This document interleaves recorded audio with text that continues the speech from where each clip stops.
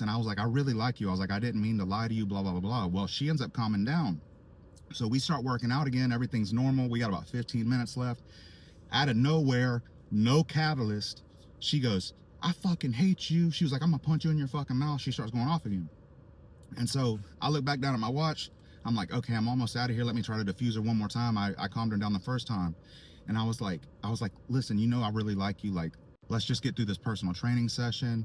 And I was like, and then we can, you know, discuss everything, right? So we end up finishing the workout, right? Well, she goes into her kitchen and grabs 2 wine glasses and a bottle of wine. Well, she pours both of us a glass, grabs her glass, and goes and sits on the couch. So as she's sitting on the couch, she pats the seat beside her.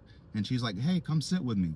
So I go, hey, this is really nice. I was like, I really want to experience this with you. I was like, I'd really love to have some wine and sit down beside you. But I was like, I have a college assignment for my psychology class that I got to turn in. And I was like, I really need to get home. I was like, I'm already running behind on it. I was like, so if we could like postpone this until next time, I said, I'll be looking forward to it, right? So she's like, I understand. And she gets her car keys and we go back to her car to go back across the street to my vehicle because I parked across the street, right? Well, when we get in the car, we're driving.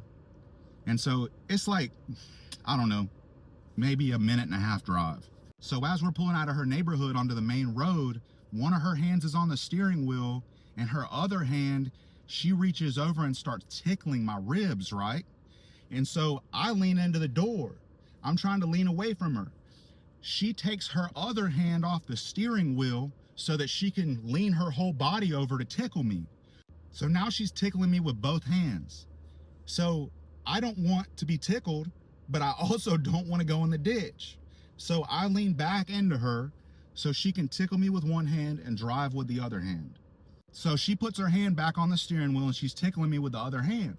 So I'm uncomfortable for like 45 seconds getting tickled until we get back to my vehicle. So she takes her hand off of me, stops tickling me once we get back to my car. Well, she goes, I had so much fun with you. I can't wait to see you again. I had such a good time. And I'm like, yeah, I had such a great time too. I was like, I can't wait to see you again either. And she goes, yeah, can we do this again Thursday? And I was like, yeah, for sure. I was like, we'll set it up. I'll text you. So I get out of her car and get into my car. And then I'm like, what the fuck just happened? So I text her as I'm still in the parking lot. And I'm like, that was the craziest shit that I've ever been a part of. I was like, please don't text me. I'm blocking your number. We're never gonna see each other again. So anyway, I just experienced a real life horror movie without the bad ending. And so I stopped personal training after that.